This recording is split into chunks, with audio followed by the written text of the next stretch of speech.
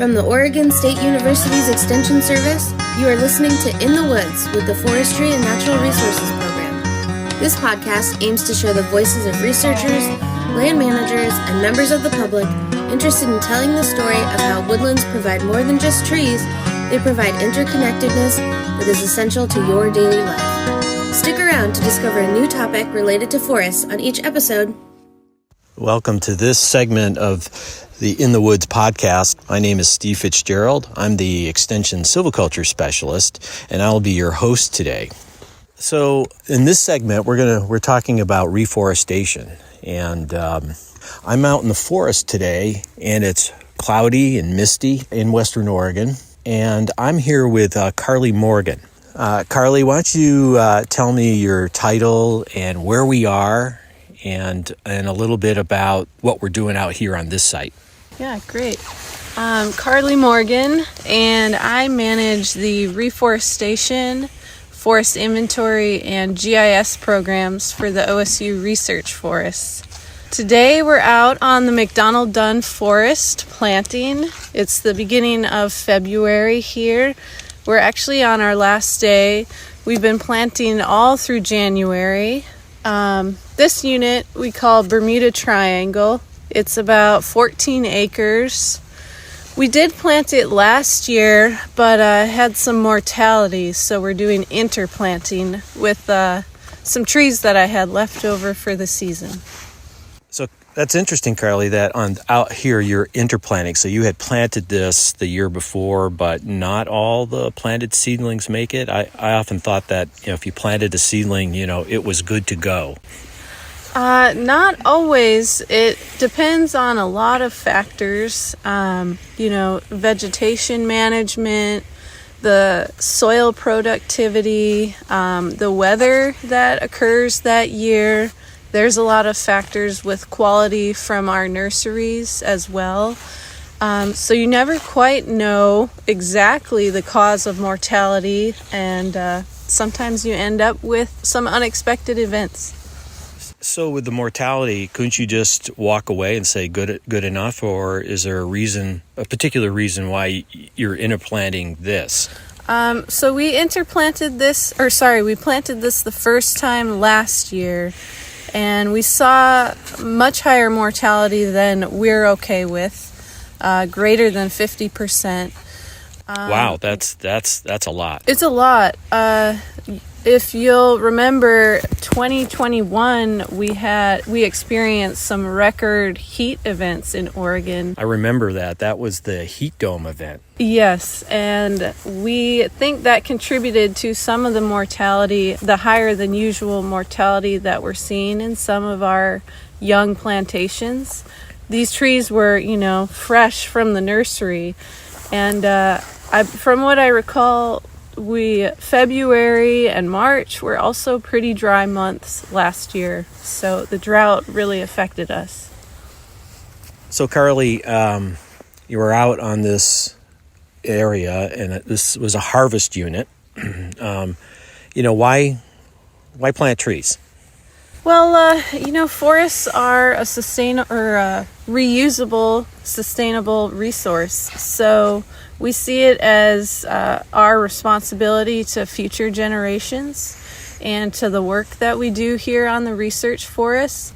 We manage forests for a variety of reasons, and so us reforesting a site gives us more options for future management decisions. We're also required under state law to reforest sites. So the Oregon Forest Practices Act applies to this site. We need to get 200 trees per acre growing here within the next 6 years post-harvest.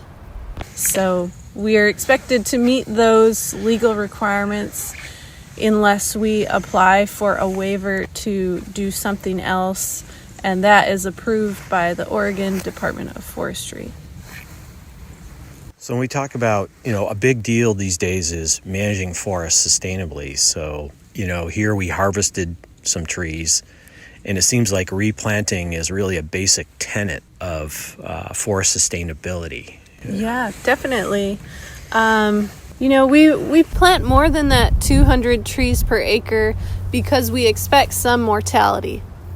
Where we can and where the sites favor it, we do a mix of species. Douglas fir is definitely still our number one species that we plant. But, when we have sites with some nice shady or some wetter areas, we'll do western red cedar. On this site, we did some incense cedar up high in really sunny spots. We're experimenting more with that species in inland dry sites like the McDonald-Dunn Forest. Could be a really great spot in the future for these trees. We also planted ponderosa pine this year.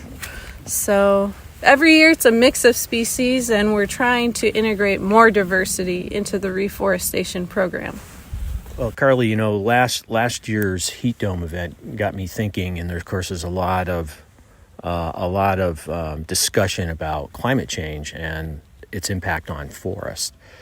So, what impact would it have, like, on these baby trees that you're planting, particularly going into the future? Well, last year was a great example of something that we could face more frequently. Extreme heat events, extended periods of drought. So we're anticipating these changes, and we're trying to plant trees that can survive now but also thrive in the future. And so that's why we're looking at a suite of factors when we're planting trees. It's definitely a long-term mindset. Yeah, indeed. And, a lot of it depends on how high temperatures get and how fast do these temperatures climb. And, there's a lot of talk about assisted migration. You talked here really about planting some other species, and some of those, like incense cedar and ponderosa pine, tend to be a bit more drought tolerant. Yeah, definitely. We're also expanding our view of seed sources. For Douglas fir especially. It used to be that you could have pretty reliable results if you planted trees within a certain seed range. You could, expect certain survival, certain growth, but climate change has the potential to really alter those things as well. So we use sources like the seed lot selection tool developed by OSU, some researchers out of OSU, just to experiment and look at, potential future impacts and where should we be getting seed. And so we do some of the seed we're experimenting with for Douglas fir is down near Roseburg, low elevation. It's definitely a warmer, drier climate down there, and perhaps some of that seed is going to be better suitable here in the future, those trees. And we're looking for sourcing additional seed that's perhaps more adapted for future environments, or future climates, I should say. So, Carli, let's go take a look at the planting and the planting crew and take a walk through this unit. Okay, sounds good. So the planting crew has come back to the truck to pick up some other seedlings, and the seedlings go into bags that are strapped around their waist, and they'll put about 50 or so seedlings in their, or more seedlings in their bag, and take them out to the unit where they'll plant them.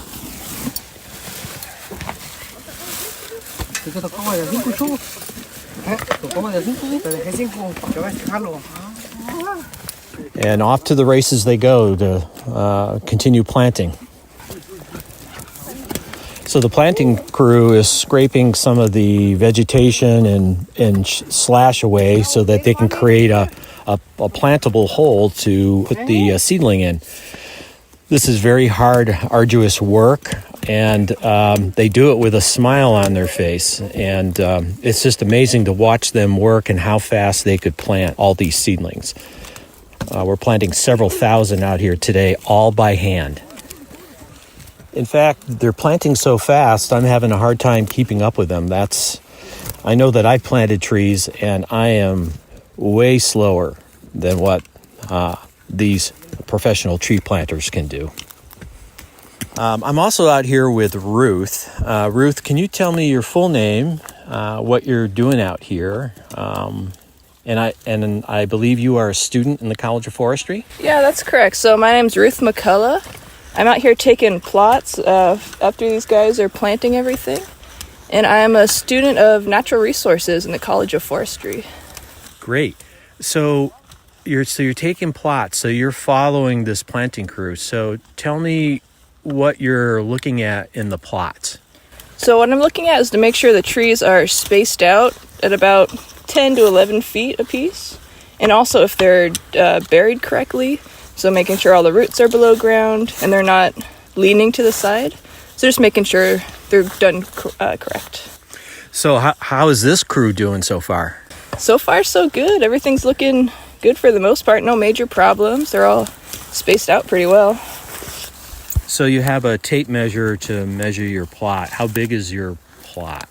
So the radius is about 13.8 feet. And that just makes sure that each tree is separated by about 10 to 11 feet.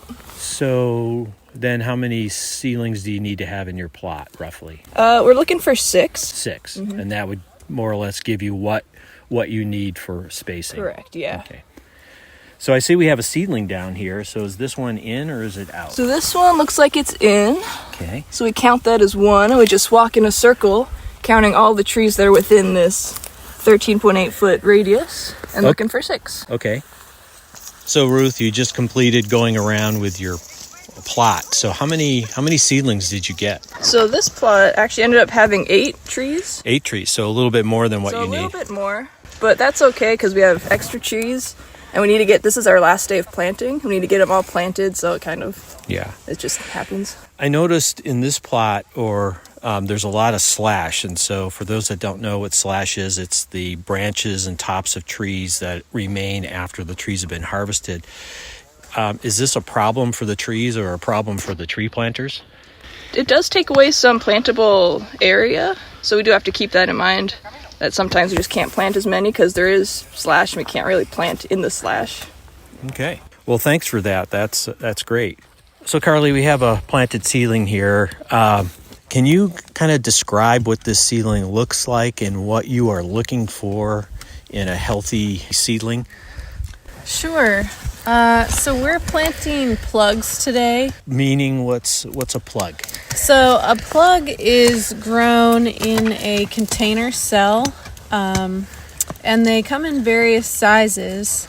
It's really nice because you can grow them in just 1 year at the nursery, and then they're ready for outplanting.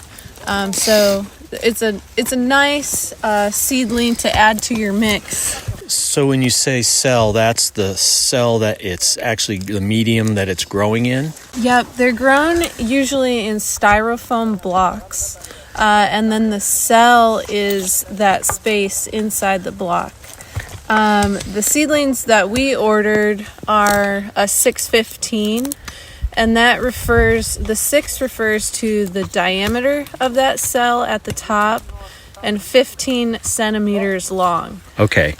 They come in so you order them essentially by the amount of growing room in that little cell in the container. Gotcha. Mm-hmm. But yeah, this seedling here is over 12 inches tall. It's probably closer to 15 or so.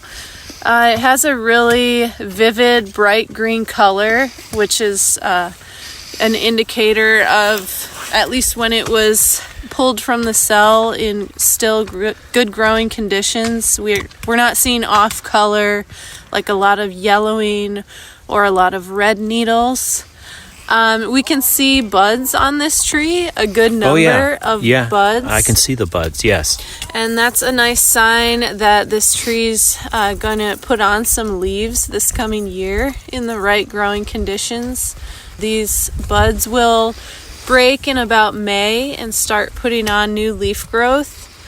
Under the ground, the plug has a little root system. It's probably Well, it should be about 15 centimeters long because of our cell size, but it's nice because those roots are still contained with soil. It's easier for our planters to plant than a bare root plug, which has no soil on the roots. These are just they might be a little heavier than bare root, but the planting underground, like, we usually don't even have to check the roots because these are just easy planting on the right site. Gotcha. Okay, well, that's this seedling does look great. The seedlings out here, is there anything that we talked about temperature, but is there anything else that can affect the survival of a seedling? So we talked a little bit about soil. So this site actually has some of our best soil. We talked about weather conditions. And these trees are also going to face some competition from, vegetation that comes up this year. And then there's also wildlife out here that are going to possibly browse these trees. Like what? Deer, elk are our biggest, kind of our biggest herbivores that come out and snack on our trees. So despite having this beautiful and healthy seedling, it still has some obstacles to face before it eventually is established and grows into a mature tree. Yesterday we actually, at one of our sites with really bad deer and elk browse, even on bare root trees, which can be a bit larger than these plugs, we had to tube all of the trees, the western red cedar and the Douglas fir, because we're just seeing such extreme browse on that site.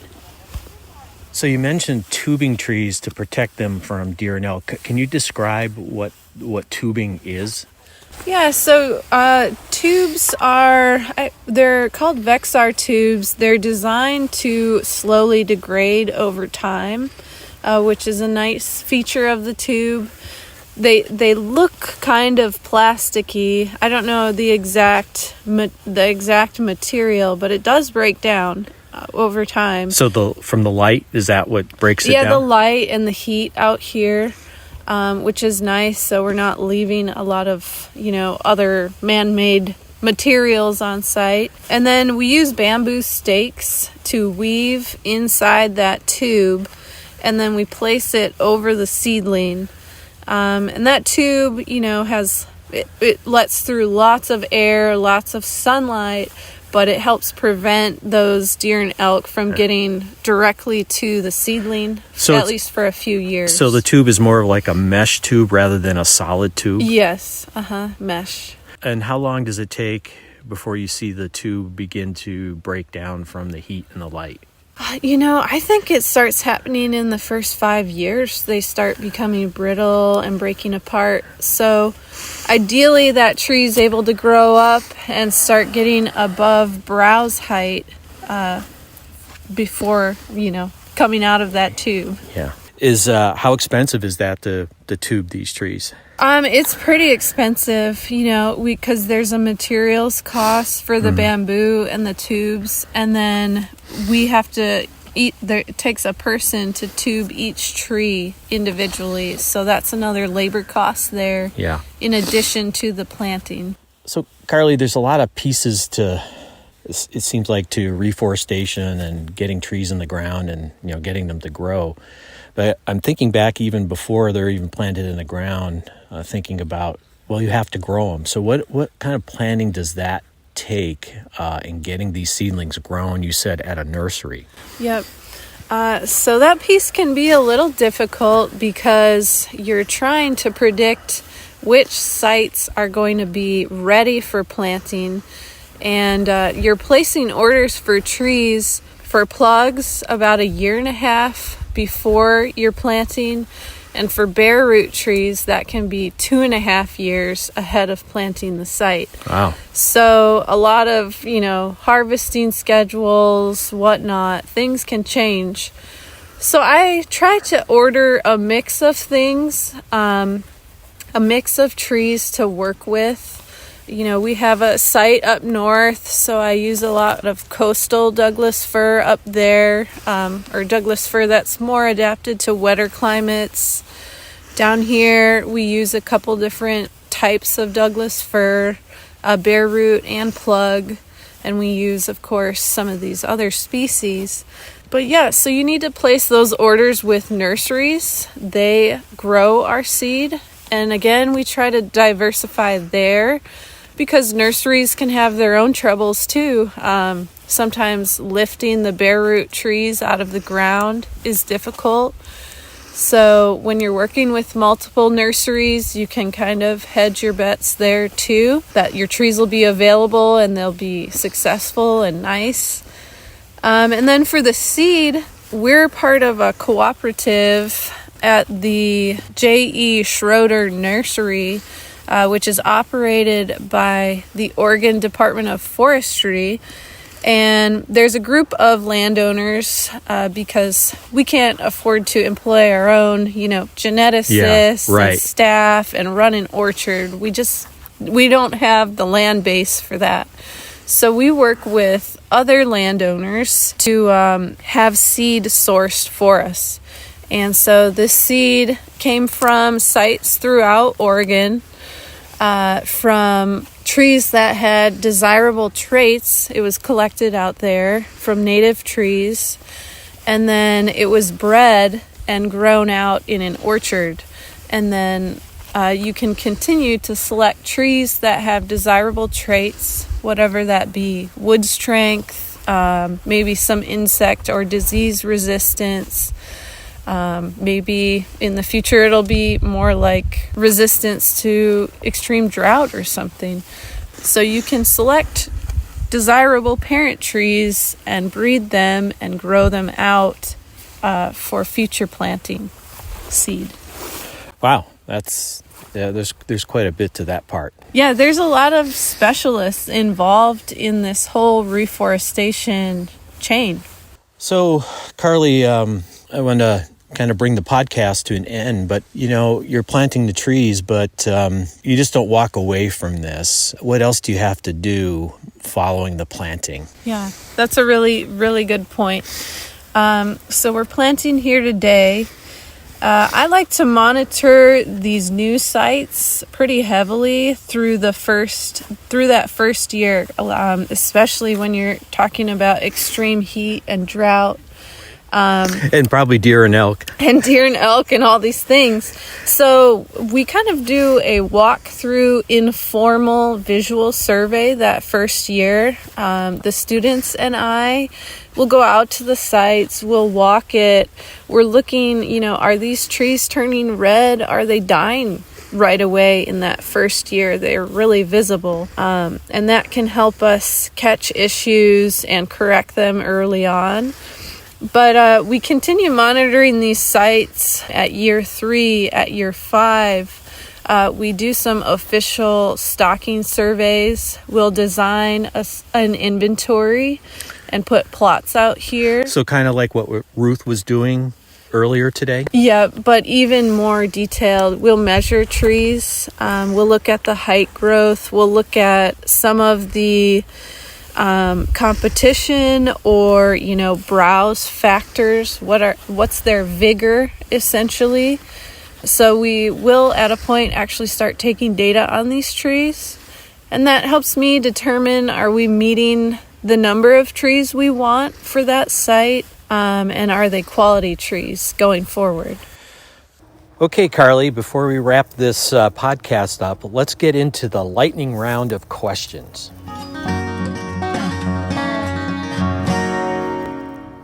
What is your favorite tree? Let's see. I really like western hemlock. When it's mature, you find it growing on some really nice sites, typically wet, cool areas with rich soil. It tolerates shady conditions, and western hemlock loves sprouting from old, decaying logs. We call those nurse logs. What is something unique that you carry in your cruiser vest that helps you with your work? For this reforestation work, you'll definitely want a distance tape.